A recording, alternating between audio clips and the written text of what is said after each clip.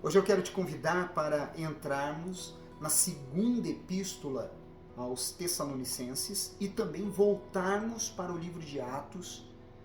E hoje, capítulo 1, 2 e 3 da segunda epístola aos Tessalonicenses e Atos, capítulo 18, versículo 12 até 19, versículo 10. Nós estamos nos livros aos Tessalonicenses porque foi exatamente nesta época que o apóstolo Paulo ele esteve direcionados em suas mensagens a eles. E, como sempre, quem o escreveu, quando foi escrito, para quem e por que foi escrito e por que ler esse livro e o que buscar nele. O apóstolo Paulo foi quem o escreveu e pouco depois de escrever a primeira epístola aos Tessalonicenses, também por volta de 50, um pouco depois de 50 depois de Cristo.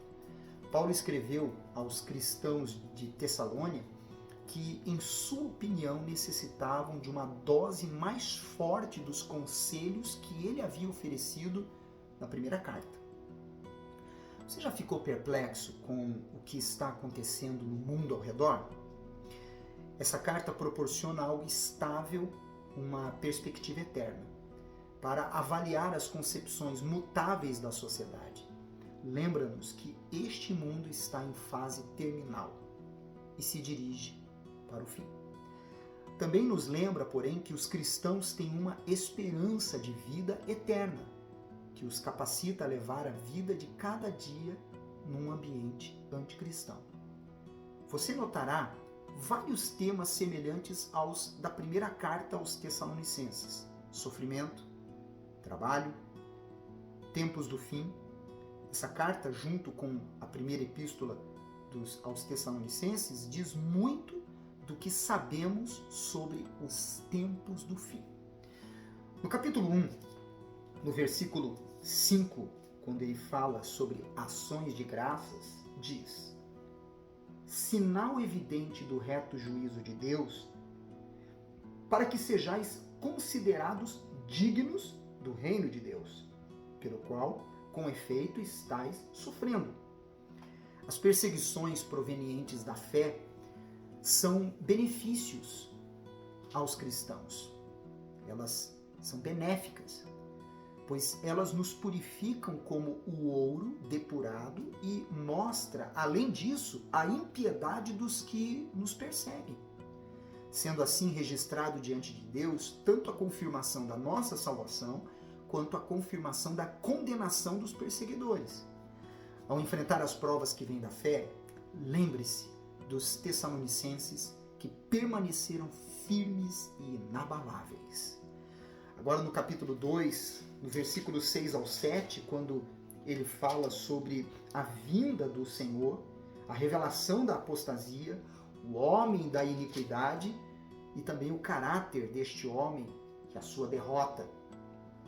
Diz assim: e agora sabeis o que o detém, para que ele seja revelado somente em ocasião própria. Com efeito, o mistério da iniquidade já opera, e aguarda somente que seja afastado aquele que agora o detém. Muitos questionam isso. Por que o anticristo ainda não se revelou? Quando ele se revelará? O que impede a manifestação concreta do anticristo é o Espírito Santo. Estamos vivendo a era do Espírito Santo. Tão logo ele saia de cena aqui na terra, levando com ele a sua igreja, o anticristo se manifestará. Antes disso ocorrer, haverá apostasia ou abandono da fé. Não será uma rebelião contra a igreja, mas uma deserção. Temos visto o surgimento dos desigrejados. Em segundo lugar, chegará ao poder um indivíduo apresentado como o homem da iniquidade, que alguns pensam ser o anticristo, como está escrito em primeira epístola de João, capítulo 2, versículo 18. Este receberá de Satanás a capacidade de provar a sua autoridade por poderes, sinais e falsos prodígios. Muitos serão enganados e julgados por acreditarem numa mentira. Após um breve reinado na terra, este homem será derrotado por Jesus. Como estes sinais ocorrerão antes da volta de Cristo, devemos estar vigilantes para não sermos enganados. Devemos viver de maneira confiante, agradando a Cristo e sabendo que Ele será vencedor no final. Já no capítulo 3, no versículo 6 ao 15, quando ele traz a exortação à prática de vários deveres cristãos, pessoais, sociais e coletivos, diz: não vos ordenamos, irmãos, em nome do Senhor Jesus Cristo, que vos aparteis de todo irmão que ande desordenadamente, e não segundo a tradição que de nós recebestes. Pois vós mesmos estáis cientes do modo por que vos convém imitar-nos, visto que nunca vos portamos desordenadamente entre vós, nem jamais comemos o pão à custa de outrem. Pelo contrário, em labor e fadiga, de noite e de dia, trabalhamos a fim de não sermos pesados a nenhum de vós, não porque não tivéssemos esse direito, mas por termos em vista oferecer-vos exemplo em nós mesmos, para nos imitardes. Porque quando ainda convosco vos ordenamos isto, se alguém não quer trabalhar, também não coma, pois de fato estamos informados de que entre vós há pessoas que andam desordenadamente, não trabalhando, antes se intrometem na vida alheia. A elas, porém, determinamos e exortamos no Senhor Jesus Cristo que, trabalhando tranquilamente, comam o seu próprio pão. E vós, irmãos, não vos canseis de fazer o bem. Caso alguém não preste obediência à nossa palavra dada por esta epístola, notai-o, nem vos associeis com ele, para que fique envergonhado. Todavia, não considereis por inimigo, mas adverti-o como irmão. 3 razões para os ociosos serem tão perigosos. Quando ele fala sobre os que viviam de forma desordenada, estava se referindo aos ociosos. Primeiro, a vida deles se caracteriza pela preguiça, atitude pecaminosa que pode contaminar, que contagia de forma negativa. Segundo, outros cristãos se sentiam obrigados a sustentar os ociosos, exaurindo seriamente os recursos.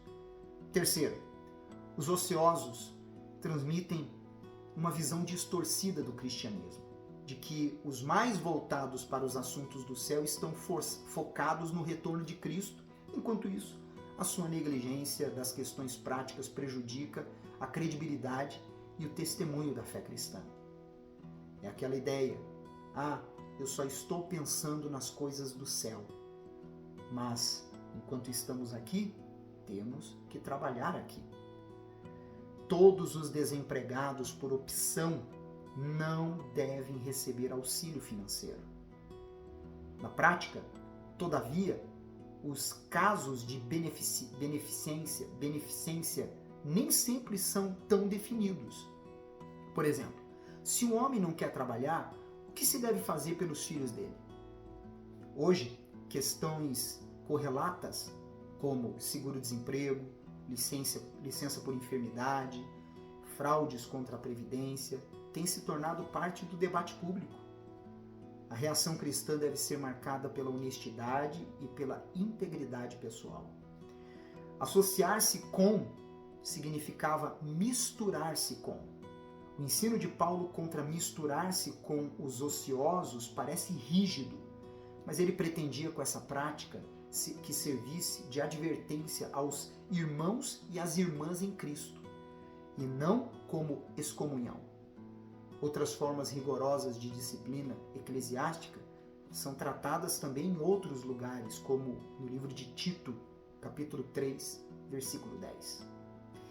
Eu fico por aqui com o livro de 2ª Epístola aos Tessalonicenses, e agora nós voltamos lá para o livro de Atos, depois que Paulo, então, ele realiza esse trabalho direcionado aos de Tessalônia, Então, a palavra de Deus mostra no capítulo 19, no versículo 6, assim: E impondo-lhes Paulo as mãos, veio sobre eles o Espírito Santo, e tanto falavam em línguas como profetizavam.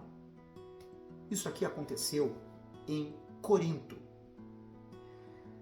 A obra dentro de nós se torna completa quando recebemos o Espírito do Senhor Jesus. Naquela ocasião, os cristãos haviam só recebido o batismo de João, que é o batismo nas águas, o batismo do arrependimento. Mas ainda não haviam recebido o Espírito Santo porque eles não haviam ouvido falar sobre ele. Então Paulo veio, impôs as mãos sobre eles e o Espírito Santo os possuiu. Nós nos tornamos a sua imagem e semelhança, tanto no falar como no agir. O Espírito Santo, ele tem como papel nos guiar a esse comportamento. E nós vamos falar mais sobre isso entrando a partir de amanhã no livro de 1 Coríntios. Esse livro que foi exatamente nesta época em que Paulo impôs as mãos sobre estes cristãos de Corinto que foi escrito. E nós vamos aprender muito no devocional de amanhã. Estamos indo de Gênesis a Apocalipse. Continue conosco. Você é especial para Deus. Eu te espero amanhã.